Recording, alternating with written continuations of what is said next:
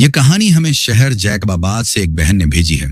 उनका इसरार था कि उनकी शनाख्त जाहिर न की जाए, लेकिन वो चाहती थीं कि उनकी जिंदगी का यह नाकाबिल ए फरामोश और रूह फरसा वाकया दूसरों तक पहुंचे, ताकि लोग इबरत हासिल करें और अल्लाह की पनाह में रहें। आइए उन्हीं की जबानी इस खौफनाक दास्तान को शुरू करते हैं। मेरा नाम जैनब है।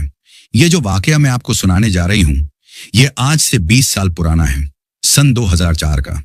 उस वक्त मेरी उम्र 30 बरस के लगभग थी और मेरी दुनिया मेरे शौहर और 2 छोटे बच्चों के गिर्द घूमती थी। मेरी जिंदगी एक आम सी घरेलू औरत की जिंदगी थी, जिसमें सुबह का आगाज घर के कामों से होता और रात बच्चों को सुलाते और शौहर का इंतजार करते गुजर जाती।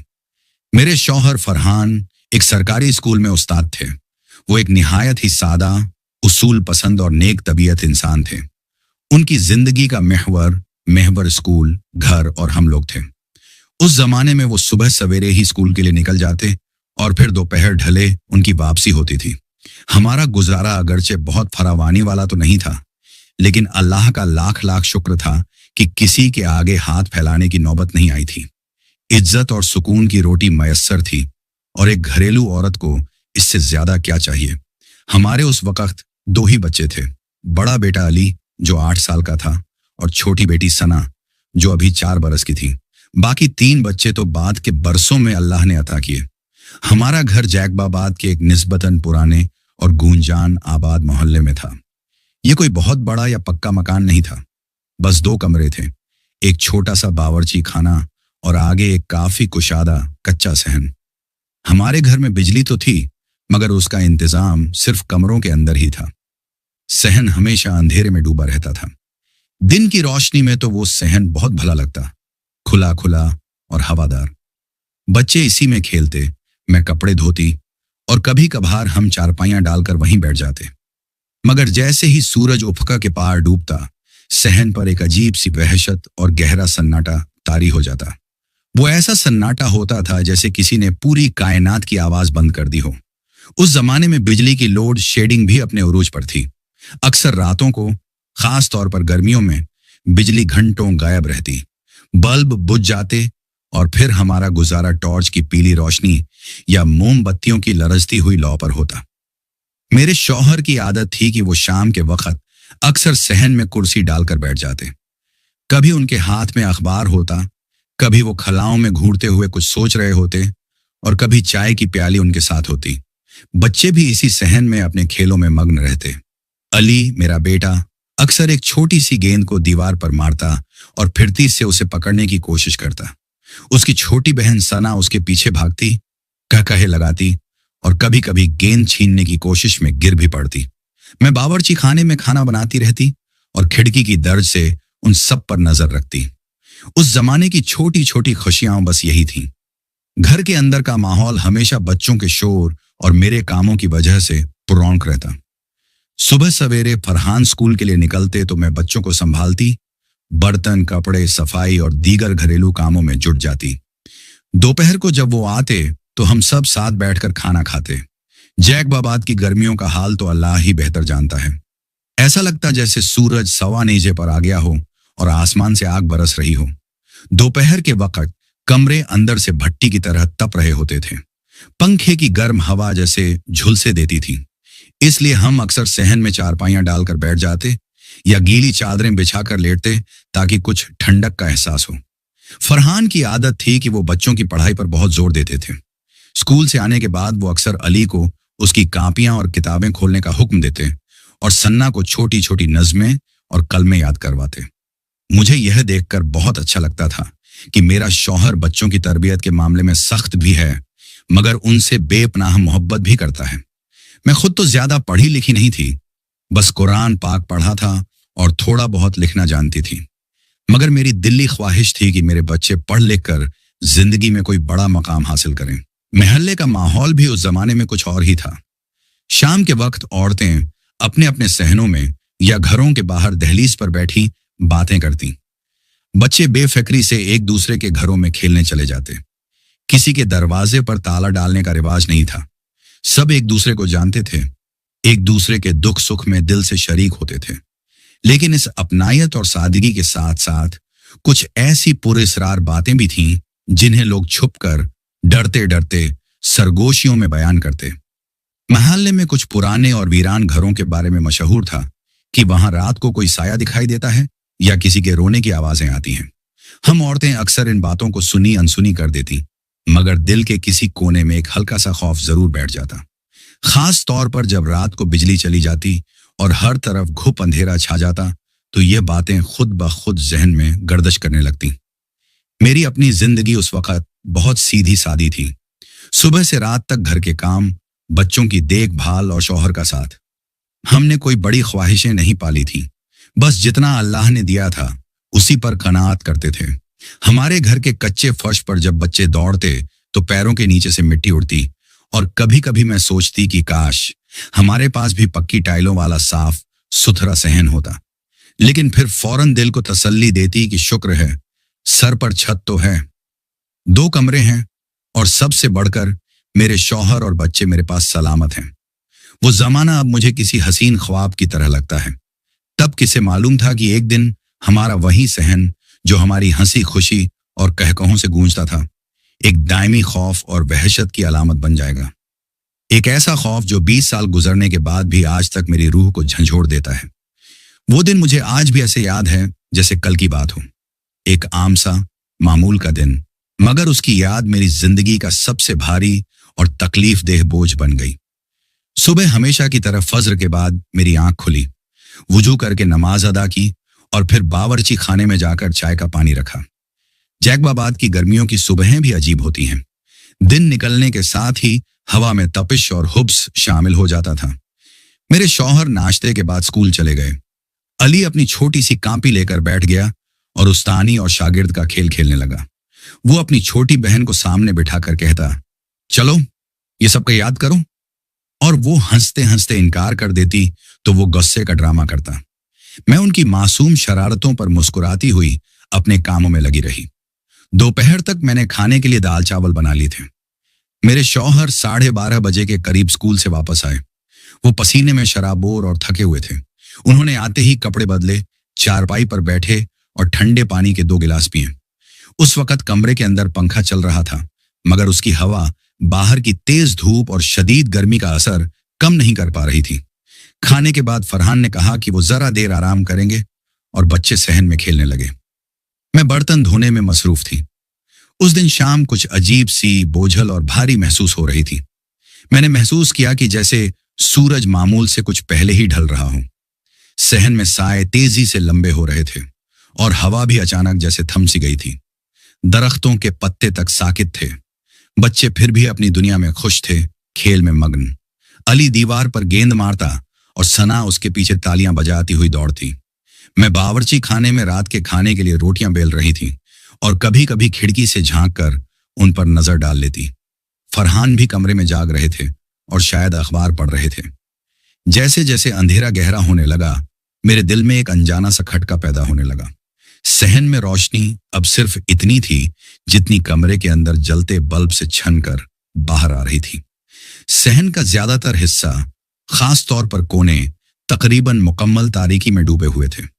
मेरे दिल में बार बार ख्याल आ रहा था कि बच्चों को अब अंदर बुला लूं, मगर फिर मैंने खुद को समझाया कि यह सिर्फ मेरा वहम है। रोज ही तो बच्चे यहां खेलते हैं। उसी वक्त अचानक अली की फलक शिगाफ चीख सुनाई दी, अम्मी! उसकी आवाज में ऐसा खौफ और दहशत थी कि मेरे हाथ से बेलन छूटकर जमीन पर गिर गया। मेरा दिल किसी अनहोनी के खौफ से हल्क में आ गया। मैं नंगे पांव बावर्ची खाने से भागती हुई बाहर निकली। फरहान भी मेरी चीख सुनकर या शायद अली की आवाज पर तेजी से कमरे से बाहर आए। अली सहन के सबसे तारीक कोने से रोता हुआ, हांफता हुआ हमारी तरफ भाग रहा था। उसका सांस बुरी तरह फूला हुआ था। आंखें खौफ से बाहर को उबल रही थीं। चेहरा पसीने और आंसुओं में भीगा हुआ था। वो भागकर सीधा मेरे सीने से आ लगा और हिचकियों में बोला, अम्मी, वहां एक औरत थी, काली सी। वो मुझे ले जाना चाहती थी। मेरी टांगें कांपने लगीं। मैंने फौरन फरहान की तरफ देखा।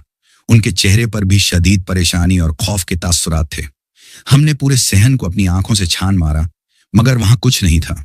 बस वही गहरी तारीकी, वही दम घोंटने वाला सन्नाटा और हवा में फैली एक अनजानी वहशत। फरहान ने आगे बढ़कर अली को मुंह से अलग किया और उसके कंधों पर हाथ रखकर कहा, चलो बेटा, दिखाओ, कहाँ देखी थी, कौन था वहां? मगर वो इतना खौफजदा था कि उसने मेरी कमीज को मजबूती से पकड़ लिया और सहन के उस कोने की तरफ कदम बढ़ाने से साफ इनकार कर दिया। वो बस रोए जा रहा था और बार बार एक ही बात दोहरा रहा था, नहीं अब्बू, वो मुझे पकड़ लेगी। उसका चेहरा बहुत डरावना था। उसकी छोटी बहन सना वहीं खड़ी हैरानी और खौफ के मिले जुले तासुरात से अपने भाई को देख रही थी। उसे समझ ही नहीं आ रहा था कि उसका हंसता खेलता भाई अचानक क्यों इस तरह चीख रहा है। अली ने अपने कांपते हुए हाथ से सहन के उसी तारीक कोने की तरफ इशारा किया। हमने बेयकीनी और खौफ के मिले जुले जज्बात के साथ उस तरफ अपनी नजरें घुमाईं और पहली बार हम दोनों ने भी उसे अपनी आंखों से देखा। वहां उस गहरी तारीकी में, जहां कमरे की रोशनी भी नहीं पहुंच रही थी, एक हेयूला साकित खड़ा था। एक औरत का कदो कामत, लेकिन उसका वजूद स्याही से भी ज्यादा स्याह था। उसका चेहरा पहचानना नामुमकिन था, जैसे किसी ने अंधेरे को ही चेहरे की शक्ल दे दी हो। मगर उस अंधेरे में दो नुक्ते दो अंगारों की तरह दहक रहे थे। उसकी आंखें, वो आंखें हमें घूर रही थीं और उनमें कोई जज्बा नहीं था, सिर्फ एक सर्द बेरहम भूख थी। फिर मेरी नजर गैर इरादी तौर पर नीचे की तरफ गई और जो मंजर मैंने देखा उसने मेरे हलकम में अटकी हुई चीख को भी वहीं जमा दिया। उस हेयुल्ले के पांव जमीन से कुछ ऊपर थे और वो उल्टे थे, एड़ियां आगे और उंगलियां पीछे। मेरा पूरा वजूद जैसे बर्फ की सिल बन गया। मैं अपनी जगह से हिल भी न सकी। फरहान, जो मुझसे ज्यादा हिम्मत वाले थे, उनके मुंह से भी एक घुटी घुटी सी आवाज निकली, लेकिन उन्होंने फौरन खुद को संभाला और बुलंद आवाज में आयतुल कुर्सी की तिलावत शुरू कर दी। मेरी जबान भी जो खौफ से गूंग हो चुकी थी, खुद ब खुद कलमा ए शहादत पढ़ने लगी।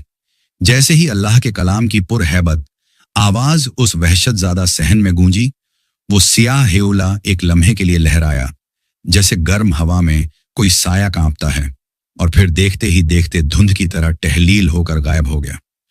उस रात हम दोनों मियां बीवी की आंखों से नींद कोसों दूर थी।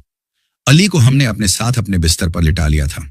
वो सारी रात हिचकियों के साथ बार बार बड़बड़ाता रहा, अम्मी, वो औरत मुझे पकड़ने वाली थी। उसकी आंखें चमक रही थीं। मैं उसे अपने सीने से लगाकर सहलाती रही, उस पर दुआएं पढ़कर फूंकती रही। फरहान भी सारी रात जाए नमाज पर बैठे कुरान की आयतें पढ़ते रहे, लेकिन अली की हालत बेहतर नहीं हो रही थी। वो हल्के बुखार में भी मुब्तला हो गया था। ये उस खौफ की सिर्फ पहली झलक थी, एक ऐसी दहशत की इब्तेदा जिसने आने वाले महीनों में हमारे इस हंसते बसते घर के सहन को एक कैद खाने में बदल देना था। कुछ दिनों तक तो घर का माहौल बहुत अजीब और बोझल रहा। अली को देखकर मैं और फरहान दोनों ही हर वक्त फिक्रमंद और सहमे हुए रहते थे। वो रात जब उसने उस पुरस्कार औरत को देखने का दावा किया था, उसके बाद कई दिन तक वो सहन में अकेला जाने से डरता रहा। मैं जब भी किसी काम के लिए बावर्ची खाने में जाती, वो मेरा हाथ पकड़कर मेरे साथ चल पड़ता। यहां तक कि रात को जब सोने का वक्त आता, तो भी वो मुझे अपने बाजू से पकड़कर कहता, अम्मी, मेरे करीब लेटें, मुझे डर लगता है। मुझे उसके डर की शिद्दत और उसकी मासूम आंखों में छिपा खौफ साफ महसूस होता था। लेकिन वक्त हर जख्म का मरहम होता है, या शायद हम ऐसा सोचना चाहते थे। जैसे जैसे दिन गुजरे, वो खौफ थोड़ा सा हल्का होने लगा। अली का दिल आहिस्ता आहिस्ता दोबारा खेलकूद में लग गया, और हमने भी यह सोचकर खुद को तसल्ली दी कि शायद ये महजा उसका वहम था, या शायद अंधेरे में किसी साए को देखकर वो डर गया था। छोटे बच्चे कभी कभी ऐसी चीजें देख लेते हैं जो हकीकत में नहीं होती, या डर जाते हैं और बाद में भूल जाते हैं। तकरीबन 1 महीना गुजर गया। ऐसा लगने लगा था कि सब कुछ मामूल पर वापस आ गया है। अली फिर से उसी सहन में खेलने लगा, अपनी बहन के साथ हंसी मजाक करने लगा। यहां तक कि बाज औकात वो शाम के बाद भी बाहर खेलता रहता और हम उसे टोकते नहीं थे, ये सोचकर कि उसके दिल से खौफ निकलना जरूरी है। हमने भी एक गहरा और पुरसुकून सांस लिया। हमें लगा कि बुरा वक्त टल गया है, लेकिन यह सुकून, यह खामोशी एक बड़े तूफान का पेश खेमा थी। यह सुकून ज्यादा देर कायम न रह सका। वो भी एक आम सी शाम थी। सूरज डूबे हुए 20-25 मिनट गुजर चुके थे। मगरिब की अजानें हो चुकी थीं और आसमान पर सुर्खी के साथ स्याही भी फैल रही थी। हवा में वही अजीब सी नाकाबिले बयान खामोशी थी। मैं बावर्ची खाने में रात का खाना बनाने में मसरूफ थी और फरहान हमेशा की तरह सहन में कुर्सी पर बैठे बच्चों को खेलते हुए देख रहे थे। सना अपने खिलौनों के साथ मिट्टी में खेल रही थी और अली दीवार के साथ गेंद उछाल रहा था। लेकिन अचानक फरहान को कोई जरूरी बात याद आई और वो कुर्सी वहीं छोड़कर कमरे के अंदर आ गए। जैसे ही मैंने उन्हें अंदर आते देखा, मेरे दिल में फौरन एक ख्याल कौंधा कि यह दोनों बच्चे अब सहन में अकेले रह गए हैं। मैंने बस यह सोचा ही था कि कहीं अली दोबारा न डर जाए कि अचानक एक बार फिर वही जानी पहचानी दिल दहला देने वाली चीख सुनाई दी, अम्मी बचाओ। इस बार चीख में पहले से ज्यादा दहशत थी। मेरा दिल जैसे धड़कना भूल गया, मेरे हाथ पांव शल हो गए। मैं और फरहान दोनों तकरीबन एक दूसरे से टकराते हुए भागते हुए बाहर निकले। सहन की तारीकी में कुछ लम्हों तक तो हमें कुछ नजर नहीं आया, लेकिन अली की हालत पहले से भी बदतर थी।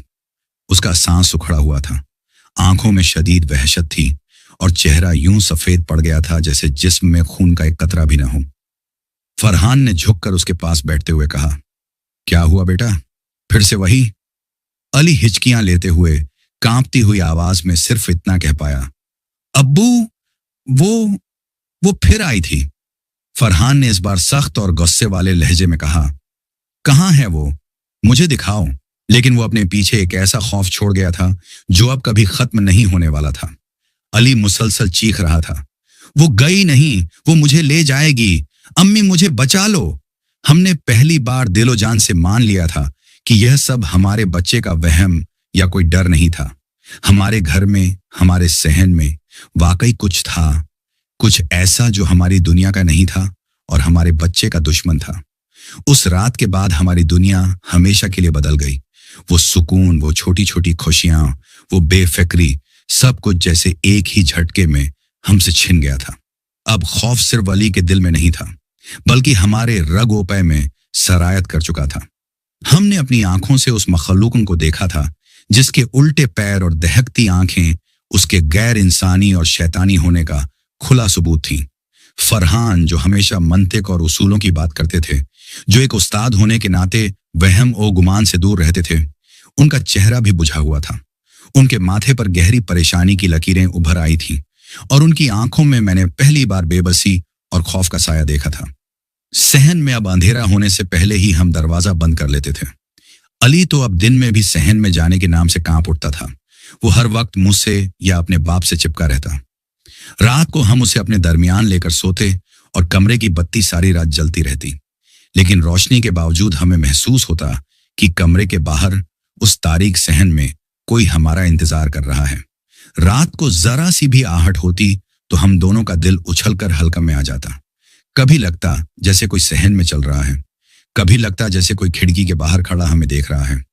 ये सब हमारे वहम भी हो सकते थे, लेकिन उस हेयुले को देखने के बाद हमें हर वहम हकीकत लगता था। 2 दिन इसी कर्ब और अजियत में गुजरे। फरहान ने फैसला किया कि अब इस मामले को सिर्फ दुआ और तावीज से नहीं टाला जा सकता। उन्होंने कहा, ज़ैनब, हमें कुछ करना होगा, हम ऐसे हाथ पर हाथ धरे नहीं बैठ सकते। उस शाम वो भागकर महल्ले की मस्जिद के इमाम साहब को बुला लाए। इमाम साहब मौलवी अब्दुल्लाह एक नेक और समझदार बुजुर्ग थे।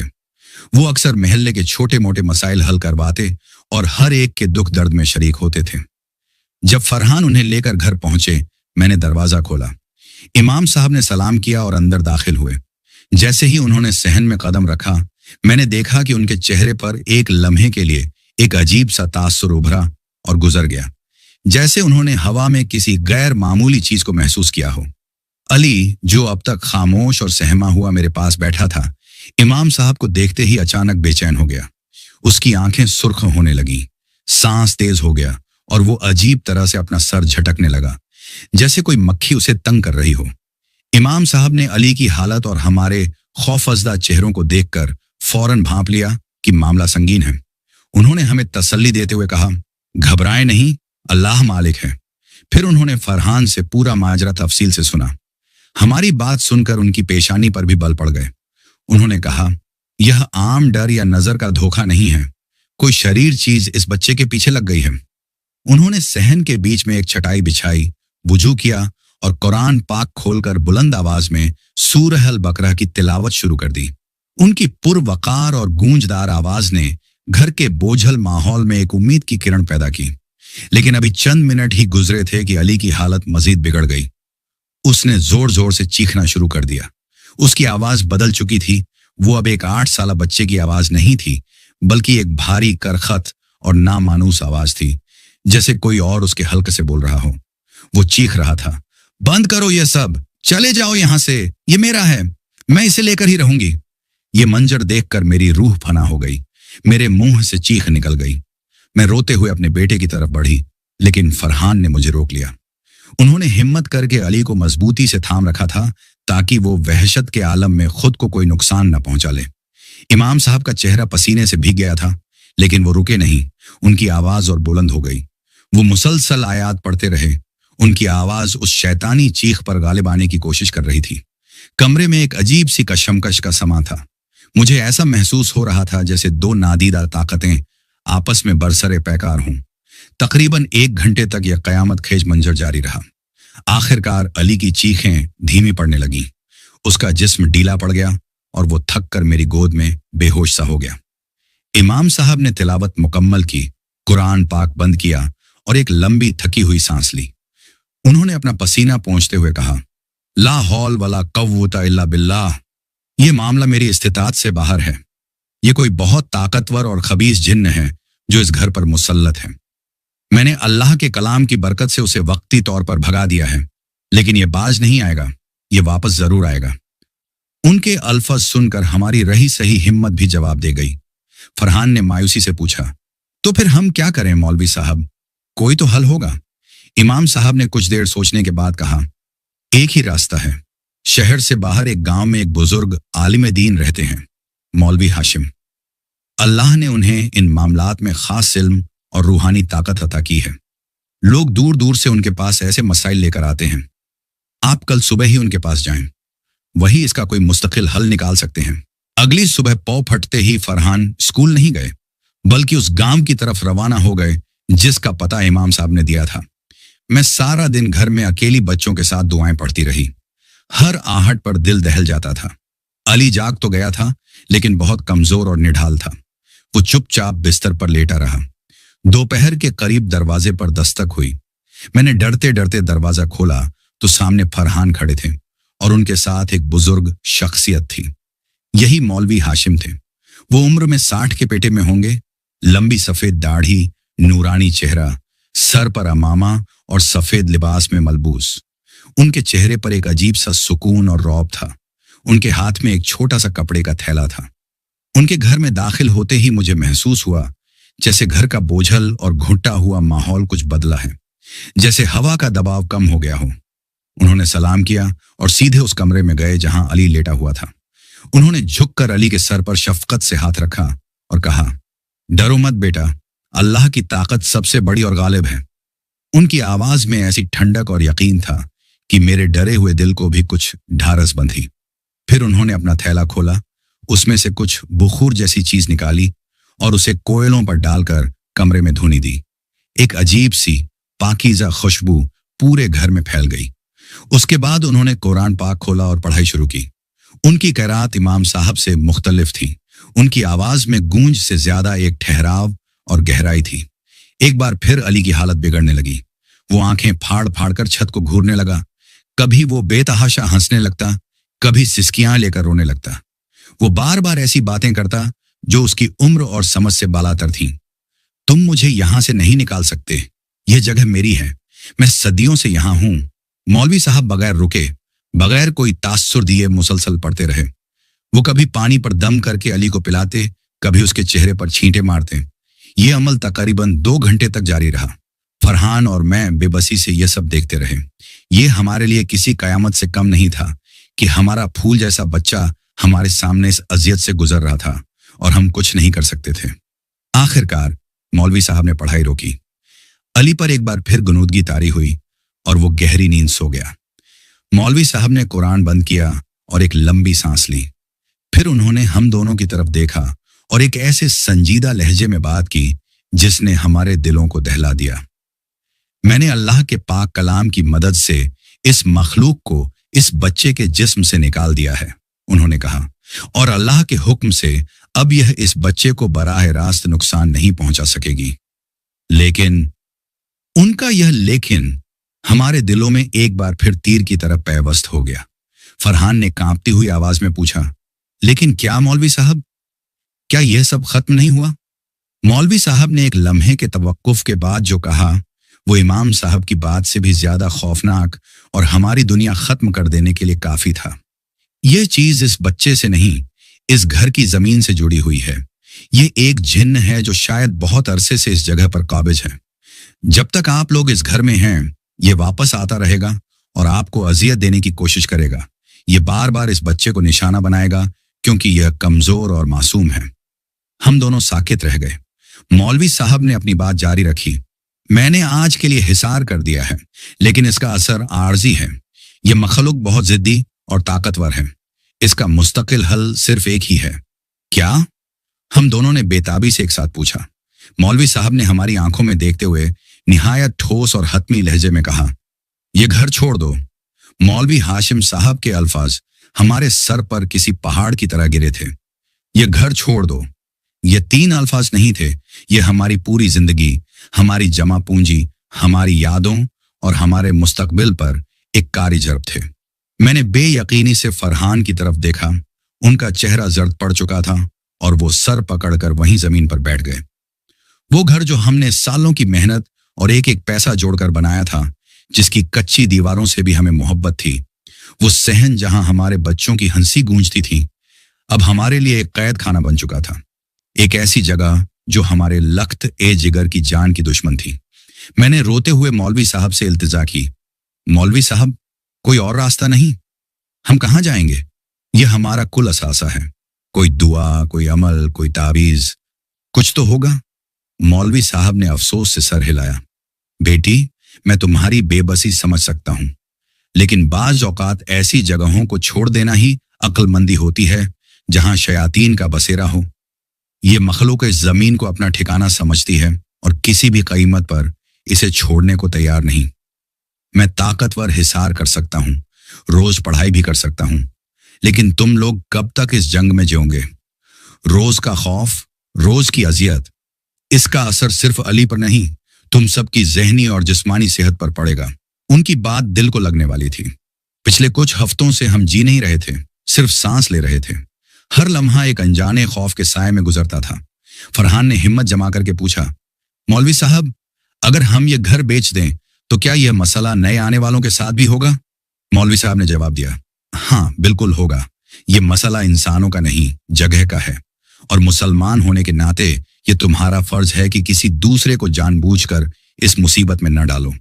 इस घर को बेचने के बजाय इसे हमेशा के लिए ताला लगाकर छोड़ देना ही बेहतर है। ये सुनकर फरहान खामोश हो गए। उनके चेहरे पर शिकस्त और हार के तासुरात थे। मौलवी साहब ने हमें कुछ दुआएं बताईं, अली के गले में एक तावीज डाला और हमें ताकीद की कि जितनी जल्दी हो सके यहां से निकल जाएं। उसके बाद वो रुखसत हो गए। वो रात हमारी जिंदगी की सबसे भारी और तवील तरीन रात थी। मौलवी साहब जा चुके थे, लेकिन उनके अल्फाज और उनकी दी हुई वार्निंग हमारे जहनों पर हथौड़े की तरह बरस रही थी।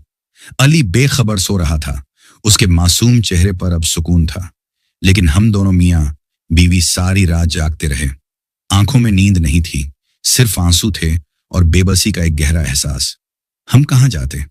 हमारे पास इतने वसाइल कहाँ थे कि फौरन कोई नया घर खरीद लें या किराए पर ले लें। लेकिन जब भी हमारी नजर अली के चेहरे पर पड़ती, हमारा अज़्म पुख्ता हो जाता। बेटे की जान से बढ़कर कुछ नहीं था। सुबह होते ही फरहान ने फैसला कर लिया।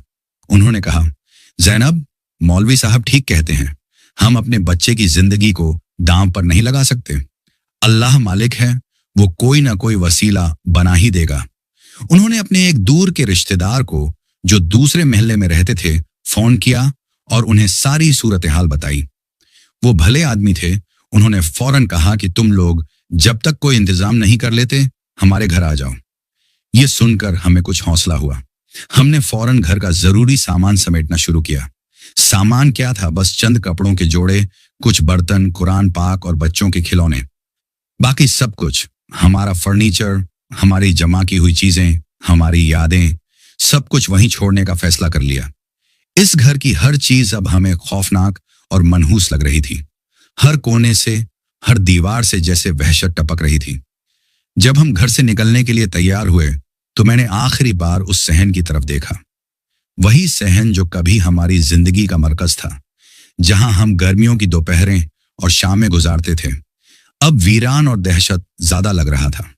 मुझे ऐसा महसूस हुआ जैसे उसके तारीक कोने में खड़ा साया हमें जाते हुए देख रहा हो और एक शैतानी मुस्कुराहट उसके न दिखने वाले चेहरे पर हो।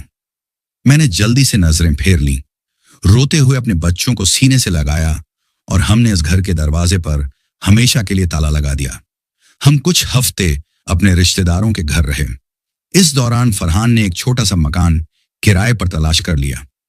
यह पहले वाले घर से छोटा था, मगर रोशन और हवादार था। सबसे बड़ी बात यह थी कि उसमें एक अजीब सा सुकून था। नई जगह पर आते ही अली की तबीयत में एक मौजजाती तब्दीली आई। उसके चेहरे पर वही पुरानी रौनक, शरारत और मासूमियत लौट आई। वो अब रात को डरता नहीं था, न ही उसने फिर कभी उस औरत या किसी और डरावनी चीज का जिक्र किया। हमारी जिंदगी आहिस्ता आहिस्ता दोबारा पटड़ी पर आने लगी। वो खौफनाक बाप जैसे बंद हो गया था। आज इस वाकये को 20 साल गुजर चुके हैं। अल्लाह का लाख लाख शुक्र है कि मेरे सब बच्चे अब बड़े हो चुके हैं। अली माशा अल्लाह खुद 2 बच्चों का बाप है और एक अच्छी सरकारी नौकरी करता है। मेरी बेटियां भी अपनी अपनी जिंदगियों में खुश और आबाद हैं। फरहान भी अब स्कूल से रिटायर हो चुके हैं। हमने बाद में अल्लाह के फजल से अपना जाती घर भी बना लिया, लेकिन वो खौफनाक याद आज भी मेरे दिलो दिमाग में ताज़ा है। मैं आज भी कभी कभी रात को सोते सोते डर कर उठ बैठती हूँ। मैं आज भी किसी अंधेरे और सुनसान सहन को देखकर डर जाती हूँ। कभी कभी जब हम मियाँ बीवी अकेले बैठे होते हैं तो इस वाकये का जिक्र करते हैं। फरहान कहते हैं कि अल्लाह ने हमें एक बड़ी आजमाइश में डालकर बचा लिया।